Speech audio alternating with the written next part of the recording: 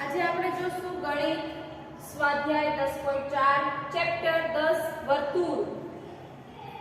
હવે આપણે એમાં પહેલો દાખલો જોઈએ। જો તમને પહેલા દાખલામાં શું કહે છે કે જો 5 સેન્ટીમીટર અને 3 સેન્ટીમીટર ત્રિજ્યાવાળા 5 સેન્ટીમીટર અને 3 સેન્ટીમીટર ત્રિજ્યાવાળા બે વર્તુળો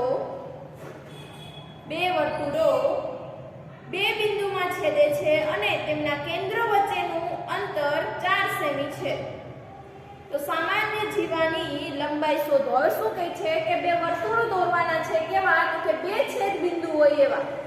બે વર્તુળોની ત્રિજ્યા આપી છે, એક વર્તુળની ત્રિજ્યા છે 5 સેમી અને બીજા વર્તુળની ત્રિજ્યા છે 3 સેમી અને બંને વર્તુળના કેન્દ્રો વચ્ચેનું અંતર કેટલું છે 4 સેમી। તો પહેલા આપણે શું કરશું, બંને વર્તુળના કેન્દ્ર દોરશું। અંતર કેટલું લેશું 4 સેન્ટીમીટર। બંને કેન્દ્રો વચ્ચેના અંતર 4 સેન્ટીમીટર। હવે એક જે છે વર્તુળની ત્રિજ્યા કેટલી કીધી છે આપણે 5 સેન્ટીમીટર વર્તુળની ત્રિજ્યા કીધી છે। તમારી પાસે પરિકર હોય તો પરિકર દ્વારા સ્કેલ ઉપર 5 સેન્ટીમીટર માપી અને પરિકરનો અણીવાળો ભાગ અહીંયા રાખી, આ જે પોઈન્ટ છે ત્યાં રાખી અને 5 સેન્ટીમીટર લઈ અને વર્તુળ ડ્રો કરો। હું અહીંથી આટલું 5 સેન્ટીમીટર લઉં છું અને હું આ વર્તુળ દોરું છું।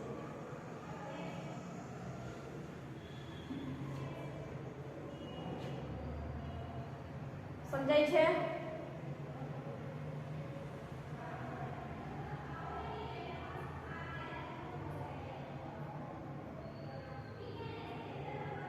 જો આ વર્તુળની અહીંયા 5 સેન્ટીમીટર હોય, બે વર્તુળના કેન્દ્રો વચ્ચેનું અંતર 4 સેન્ટીમીટર છે, હવે અહીંયાથી મારે 3 સેન્ટીમીટર ત્રિજ્યાવાળું બીજું વર્તુળ દોરવાનું છે।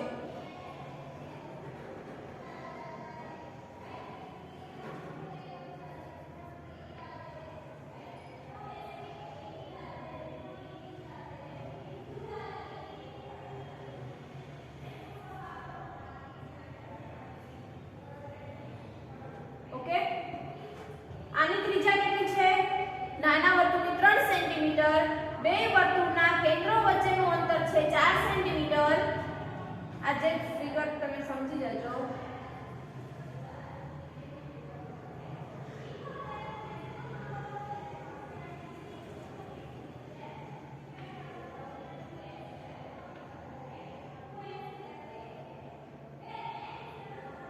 તમારે લોકોએ ફિગર પરિકર દ્વારા દોરવાની છે। હવે જુઓ શું કીધું કે 5 સેન્ટીમીટર ત્રિજ્યાવાળા, હવે હું આ ત્રિજ્યા આપણે તમને ના બતાવું અને પેલા બે વર્તુળ દોરી નાખ્યા હોય તો પણ ચાલે। જો પેલા મેં 5 સેન્ટીમીટર ત્રિજ્યાવાળું વર્તુળ દોર્યું અને એક કેટલી ત્રિજ્યાવાળું તો કે 3 સેન્ટીમીટર। હવે બંનેની વચ્ચે એક જીવા આવે છે, બે બિંદુને છેદતી એક જીવા લીધી મેં, આ એક જીવા બનાવી। આ બંને જે પોઈન્ટ છે એ બંને વર્તુળના કેન્દ્રો છે। હવે મને આનું અંતર કેટલું કીધું છે, બંને વર્તુળના કેન્દ્રો વચ્ચેનું અંતર કેટલું છે 4 સેન્ટીમીટર। કેટલું 4 સેન્ટીમીટર। હવે શું કહે છે 5 સેમી ત્રિજ્યાવાળા, હવે આ જે વર્તુળ છે એની ત્રિજ્યા કેટલી છે 5 સેન્ટીમીટર, તો હું એ વર્તુળના કેન્દ્રથી આ જે ત્રિજ્યા દોરું તો આનું અંતર 5 સેન્ટીમીટર લખી શકું। હવે બીજું જે વર્તુળ છે એની ત્રિજ્યા કેટલી કીધી 3 સેન્ટીમીટર, તો હું આ જે બીજું પોઈન્ટ છે ત્યાંથી આટલું આ જે છે એ 3 સેન્ટીમીટર લખી શકું। હવે હું આ બધાને પોઈન્ટ આપું છું જીવા AB, બે વર્તુળોની સામાન્ય જીવા AB, સામાન્ય જીવા શું છે AB। હવે હું આ બે પોઈન્ટને પણ નામ આપું, અહીંયા હું નામ આપું છું O અને અહીંયા નામ આપું છું N। આ O છે અને આ M છે, સમજાય છે?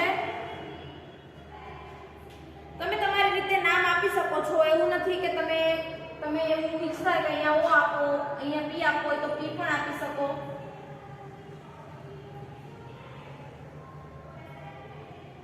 ઓકે, હવે ચલો જુઓ, હવે શું કહે છે કે આપણે સાબિત કરવાનું છે કે આ AB જે છે એ બે વર્તુળોની શું છે સામાન્ય જીવા છે। તો સાબિત કરો કે AP PB શોધવાનું કીધું છે. આપણે AB નું અંતર છે એ 3 સેન્ટીમીટર આપ્યું છે, તો PB નું અંતર શોધી લઈએ એટલે આપણે AB નું અંતર મળી જશે 5 સેન્ટીમીટર ની ત્રિજ્યા આપી છે 3 સેન્ટીમીટર. આ બધા માપ તો આપણે આપેલા જ છે. તો જુઓ લખો O કેન્દ્ર અને 5 સેન્ટીમીટર ત્રિજ્યા વાળા O સેન્ટર, O કેન્દ્ર અને 5 સેન્ટીમીટર ત્રિજ્યા વાળા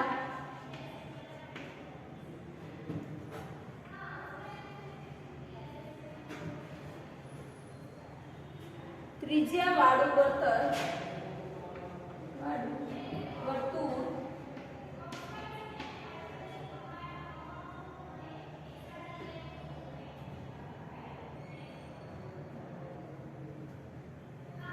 O કેન્દ્ર અને 5 સેન્ટીમીટર ત્રિજ્યાવાળું વર્તુળ તેમજ P કેન્દ્ર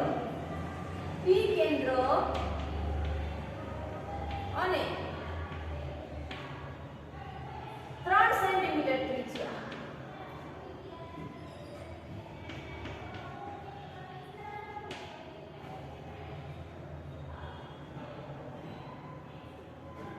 ત્રિજ્યાવાળા વર્તુળને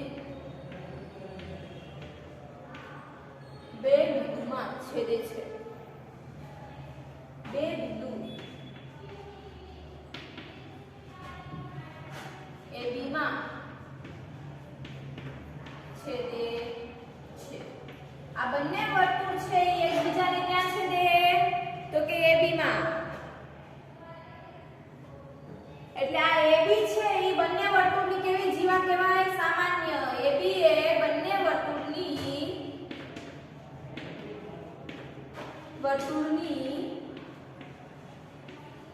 સામાન્ય જીવા છે. કેવી? સામાન્ય. આ જે જીવા છે AB બંને વર્તુળની કેવી જીવા છે? સામાન્ય જીવા. હવે હું છે OA છે એને કર્ણ કહી શકો. આ જે આખું આ OPA છે એને કાટકોણ ત્રિકોણ કહી શકું કે નહીં? તો આ OA છે એ કર્ણ થાય કઈ રીતે? તો પેલા આપણે સાબિત કરીએ. પાયથાગોરસનો પ્રમેય આવે છે. પાયથાગોરસનો પ્રમેય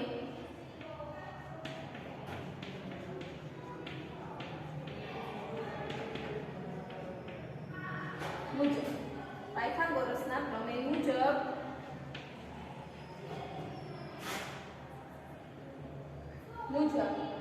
OS મુજબ ત્રિકોણ OPA માં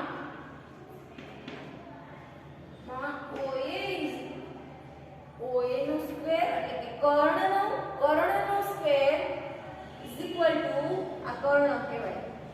કર્ણનો સ્ક્વેર ઇઝ ઇક્વલ ટુ એની બે બાજુના સ્ક્વેરનો સરવાળો એટલે કે OP square plus PA square. આવું થશે. પાયથાગોરસનો પ્રમેય છે આ. હવે જો OA સ્ક્વેર એટલે કે OA ની કિંમત આપણે શું આપી છે? 5. તો અહીંયા કરી શકું 5 સ્ક્વેર. OP ની કિંમત શું આપી છે? 4 સેન્ટીમીટર એટલે 4 નો સ્ક્વેર પ્લસ PA ની જો શું આપી છે? 3 સેન્ટીમીટર એનું સ્ક્વેર. હવે જો આ બેયનું બધું તમે ગણતરી કરશો એટલે 5 નો સ્ક્વેર 25 ઇઝ ઇક્વલ ટુ 4 નો સ્ક્વેર 16 પ્લસ 9 એટલે 25 થશે. આ પાયથાગોરસનો પ્રમેયનું પાલન કરે છે.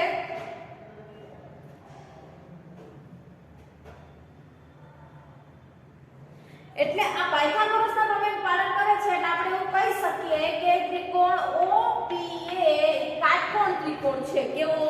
કાટકોણ ત્રિકોણ છે. તો હું કહી શકું કે નહીં? એટલે અહીંયા લખી શકો તમે કે ત્રિકોણ OPA એ કાટકોણ ત્રિકોણ છે.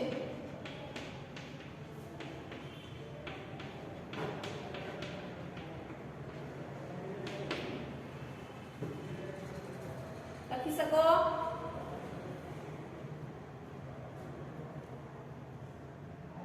એટલે અહીંયા OA શું કહેવાય? OA કર્ણ. OA કર્ણ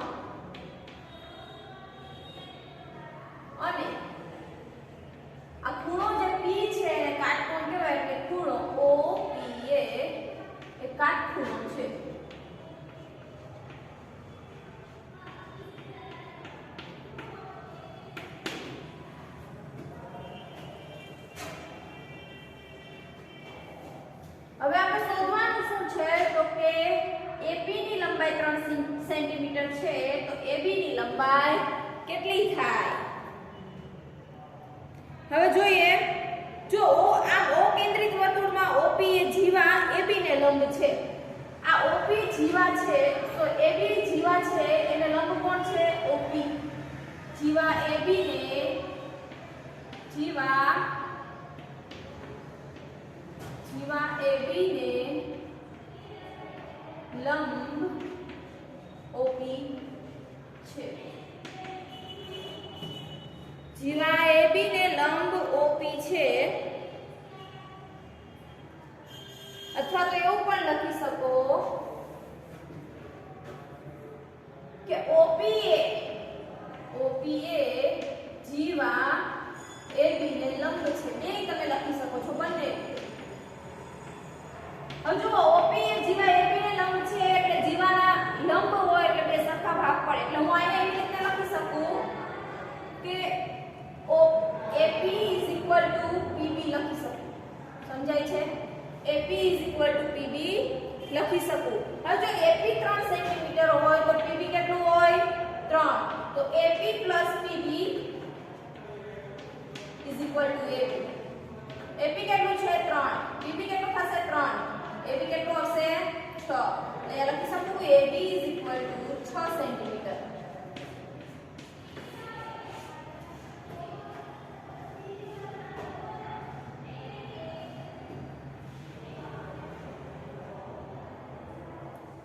હવે આવી રીતે તમે લખો, આમ આપેલ વર્તુળની સામાન્ય જીવાની લંબાઈ 6 સેન્ટીમીટર છે. આમ આપેલ વર્તુળની સામાન્ય જીવાની લંબાઈ 6 સેન્ટીમીટર થાય છે. આના પછીનો દાખલો છે બીજો.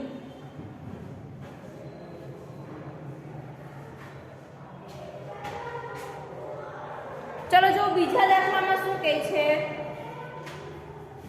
જો વર્તુળની બે સમાન જીવાઓ અંદર છે. જો પહેલા તો હું શું કરીશ? પહેલા તો એક વર્તુળ લઈશ.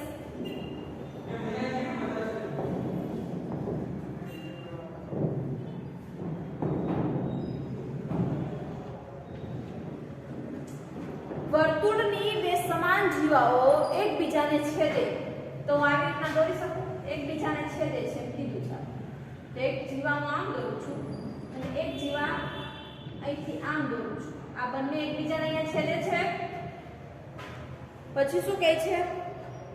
તો એક જીવાના કપાતા ભાગ અને બીજી જીવાના અનુરૂપ ભાગ સમાન છે તેમ સાબિત કરો.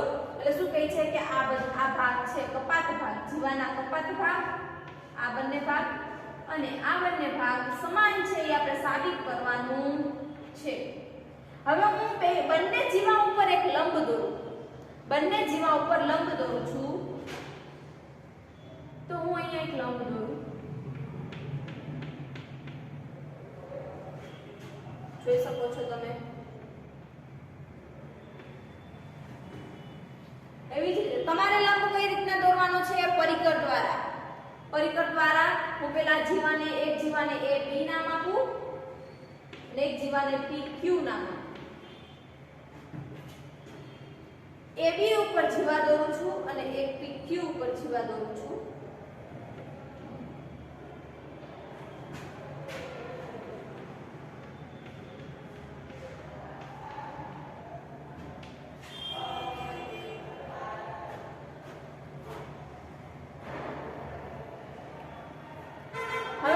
જીવા દોરું છું, એક જીવાને M નામ આપું છું અને N નામ આપું છું. જો જીવા M અને N જ્યાં છેદે છે એ બિંદુને હું O નામ આપું છું. સો O.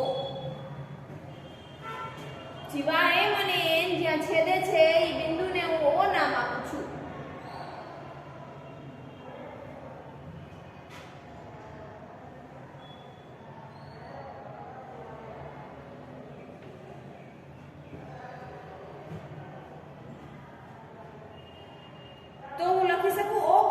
વર્તુળની સમાન જીવાઓ AB અને CD ને પરસ્પર E બિંદુમાં છેદે છે.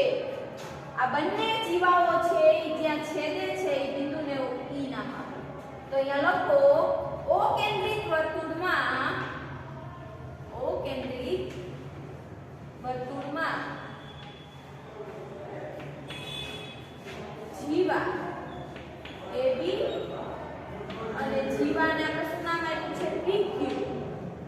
બંને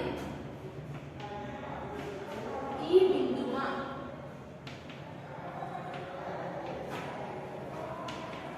છેદે છે. અહીંયા જરૂરી નથી તમને જે નામ આપવું એ નામ આપી શકો છો. તમારે જે નામ આપવું હોય એ નામ આપી શકો છો. અહીંયા ઈને બદલે એમ આપો, ઈને બદલે તમારે સી આપવું હોય તો પણ ચાલે.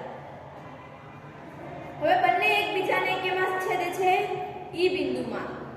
હવે જે આ OM છે, OM ઈ AB ને લંબ છે, એટલે હું અહીં લખી શકું OM લંબ. આ લંબની નિશાની છે AB. OM લંબ AB અને ON લંબ PQ લખી શકું આવું.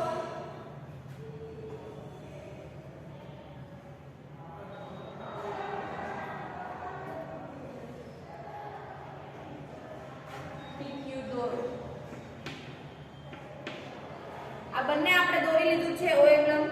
અત્યારે હવે જુઓ, મેં તમને કીધું હતું કે જ્યારે કોઈ પણ લંબ દ્વિભાજક આવે, લંબ દ્વિભાજક AB ઉપર દોર્યો છે તો એના બે સરખા ભાગ કર. તો હું અહીંયા એવું લખી શકું AM BM આવી રીતે લખી શકું AM BM.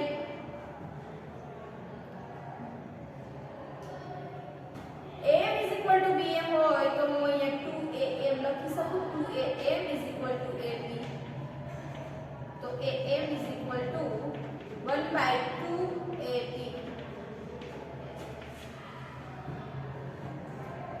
ઈ જ રીતે હું અહીંયા પણ લખી શકું કે PN NQ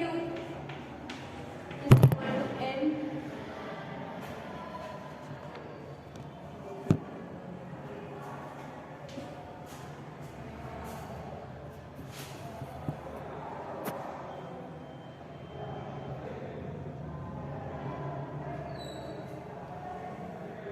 હું અહીંયા પણ લખી શકું કે PN NQ. તો અહીંયા 2PN લખી શકું. 2PN PQ લખી શકું. તો અહીંયા PN 1/2 PQ લખી શકું કે નહીં?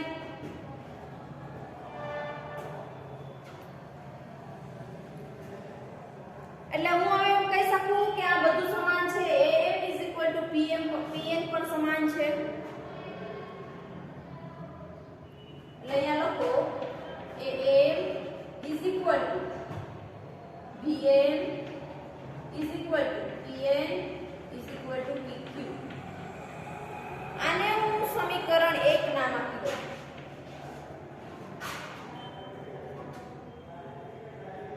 હવે અહીંયા શું કામ હું આવું લખી શકું? તો કે જીવાઓ AB અને PQ કેવા છે? સમાન છે. જીવા સમાન છે, એની ઉપર દોરેલા લંબ કેવા છે? સમાન છે. એટલા માટે અહીંયા લખો કે વર્તુળની જીવા AB અને PQ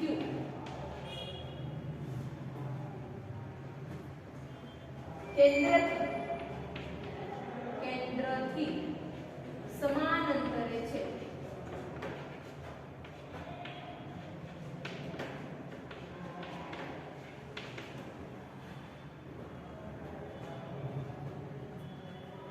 આપણે સાબિત શું કરવાનું છે? તો કે આ ચારે ચાર ભાગ કેવા છે? સમાન. તો કે AE EQ PE અને EB આ ચારેય ભાગ કેવા છે? સમાન. એ આપણે સાબિત કરવાનું છે. હવે આગળ એમાં આનો આ દાખલો છે. આગળ પાછળ લખો. એમાં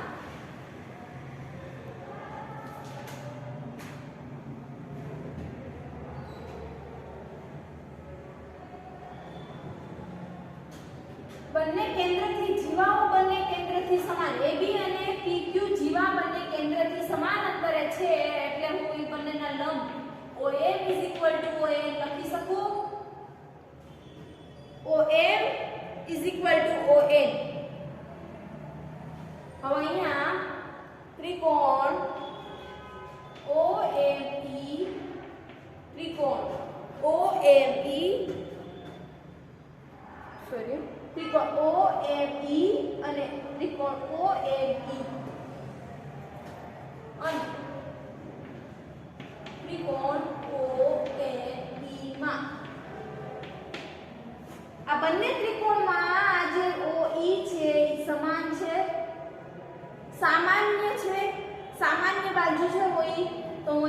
શકું OE OE,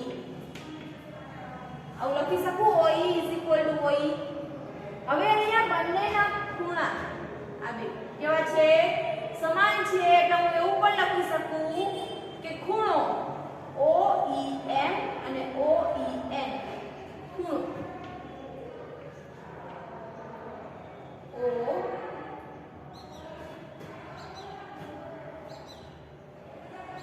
OEN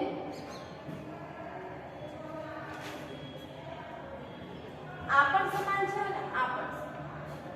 તો એ લખું છું ખૂણો OME ખૂણો OME. આ શું છે? સામાન્ય બાજુ. હવે શું આવશે? હવે જો આ સામાન્ય બાજુ છે એનો ખૂણો પણ સમાન છે એટલે આપણે કહી તો કે બાકુબા શરત લાગશે.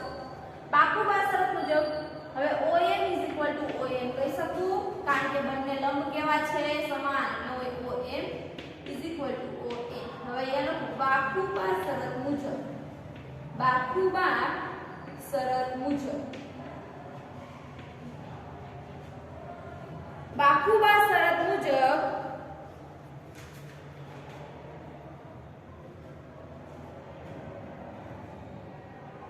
બંને બાજુ અને ખૂણો એમ પણ લખી શકાય.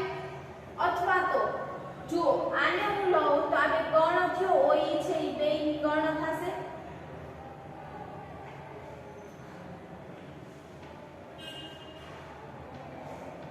મેં શું લીધું છે? OME અને ONE. તો આ જે પાર્ટ છે આ બેનો ઈ શું થશે? કર્ણ. તો હું કાકબા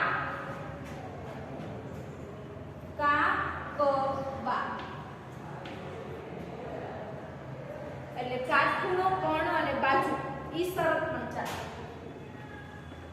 શરત મુજબ ME NE કરી શકો. ME ME અહીંયા લખી નાખો. ME NE થાય.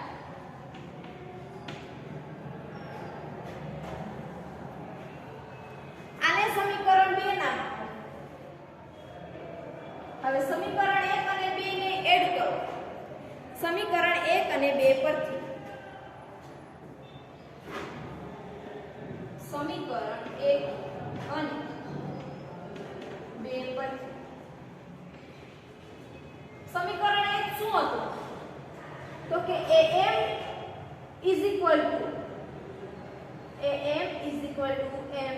ME આવું હતું. જુઓ સમીકરણ 1 જુઓ શું હતું? AM BM, BM ઈ જ રીતે PN NP અને સમીકરણ 2 શું છે? ME NE. હવે બંને સમીકરણને એડ કરો એટલે AM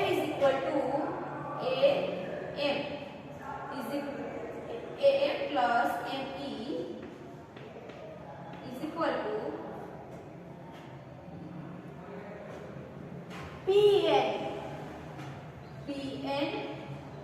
plus આ શું છે? જુઓ સ્વાધ્યાય 10.4 નો જે બીજો દાખલો મેં તમને કરાવ્યો છે એમાં સમીકરણ 1 છે. મેં જે તમને સમીકરણ 1 કીધું હતું એમાં આપણે લાસ્ટમાં જો QN લખ્યું છે એટલે આખું સમીકરણ AM BM PN QN આવશે. ત્યાં મારાથી ભૂલથી PQ લખાઈ ગયું છે. ત્યાં તમે બધા સુધારો કરી અને આ જે બોર્ડ ઉપર સમીકરણ લખ્યું છે એ રીતના લખી નાખવાનું છે.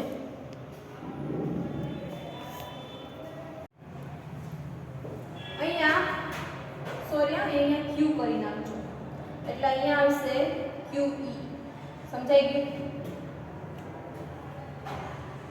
અહીંથી આટલું અને અહીંથી આટલું બે કેવા છે? સેમ. હવે આપણે શું સેમ કરવાનું છે? તો PE અને EB. તો હવે સમીકરણ 1 અને 2 ને આપણે માઈનસ કરશું. સમીકરણ 1 અને સમીકરણ 2 ને માઈનસ કરશું, બાદ કરશું એકબીજામાંથી.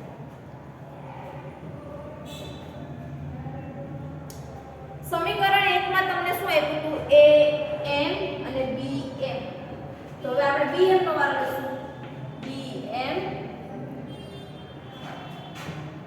BM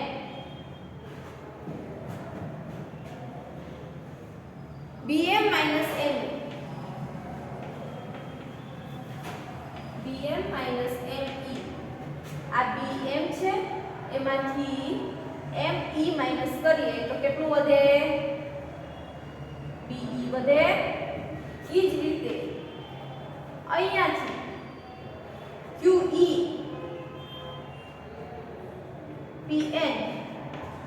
PN minus EN PE વધે તો અહીંયા હું લઈ શકું કે BE is equal to PE થાય આવું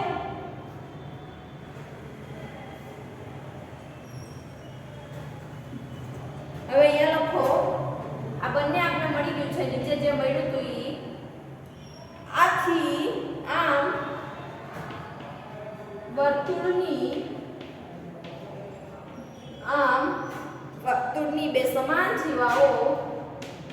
બે સમાન જીવાઓ AB અને PQ અને PQ વર્તુળની અંદર છેદતી હોવાથી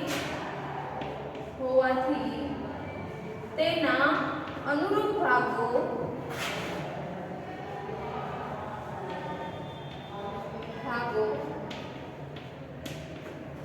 AE અને QE AE is equal to QE તેમજ BE is equal to PE મળે છે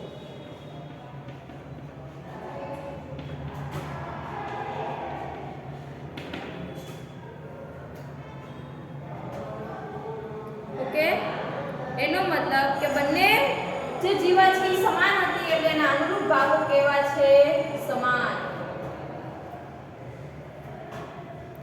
આના પછીનો જો ત્રીજો દાખલો છે એ તમારે કરવાનો છે જાતે કારણ કે બીજો અને ત્રીજો દાખલો બે સમાન છે એટલે ત્રીજો દાખલો તમારે તમારી જાતે કરવાનો છે ટ્રાય કરજો ના થાય તો પછી મને કહેજો ચલો ત્રીજો એના પછીનો બાકી રહેશે ચોથો એ આપણે આવતા લેક્ચરમાં જોશું